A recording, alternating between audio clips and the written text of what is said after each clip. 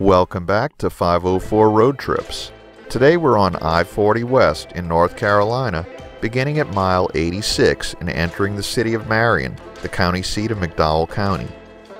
Founded in 1844, the city was named in honor of Brigadier General Francis Marion, the American Revolutionary War hero whose talent in guerrilla warfare earned him the name Swamp Fox. Marion's Main Street Historic District is listed on the National Register of Historic Places. The population was 7,849 as of the 2016 estimate. Marion lies at an elevation of 1,404 feet above sea level, but now we're getting into the Appalachian Mountains and will begin a climb of over 1,000 feet.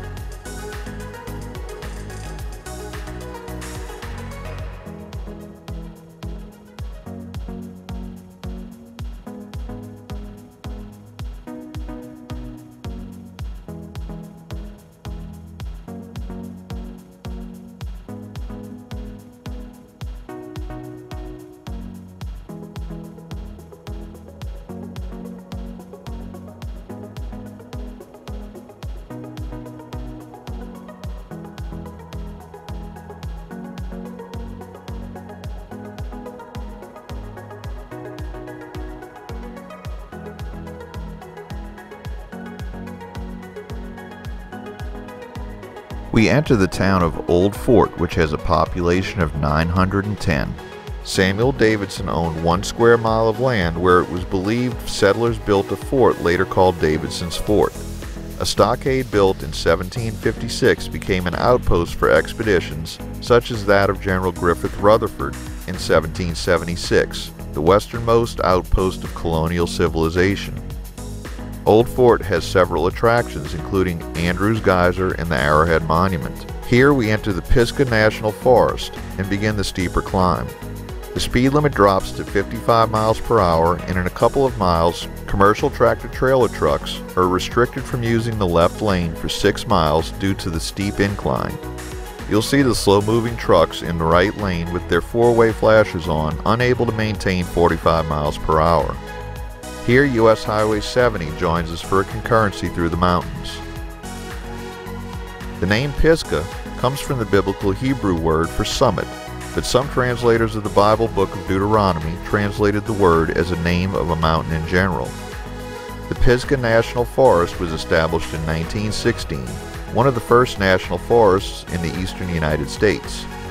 The new preserve included approximately 86,700 acres that had been part of the Biltmore estate in Asheville, but were sold to the federal government in 1914 by Edith Vanderbilt. The Cradle of Forestry, Biltmore Forest School, located in the southern part of the forest, was the site of the first school of forestry in the United States. It operated during the late 19th and early 20th centuries. The school was open and operated at the direction of George Washington Vanderbilt II. This section of road, completed in 1982, was the last portion of I-40 that connected the state of Tennessee to Greensboro, North Carolina.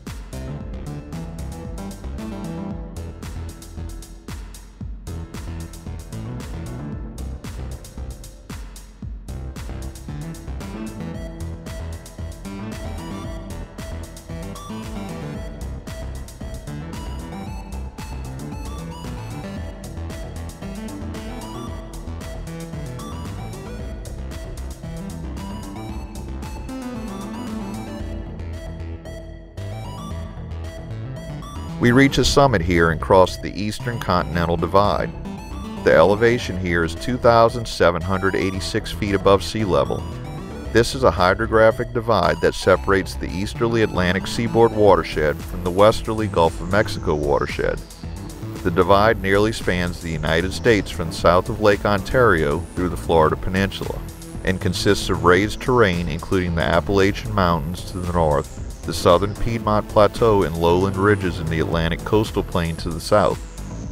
Water, including rainfall and snowfall, lakes, streams, and rivers on the eastern side of the divide drain into the Atlantic Ocean. Water on the western side of the divide drains into the Gulf of Mexico. We're now in Buncombe County, which has a population of 256,088 people.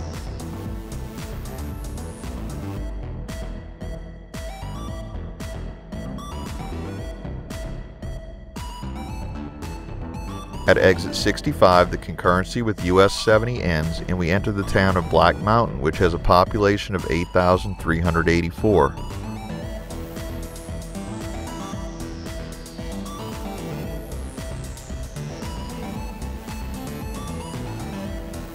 We conclude our video here at exit 64. Thanks for watching. If you'd like to help support our channel, please check out our merchandise at 504roadtrips.spreadshirt.com. If you like this video, please give us a thumbs up, post a comment, subscribe, share and follow us on social media, and join us for our next 504 road trip.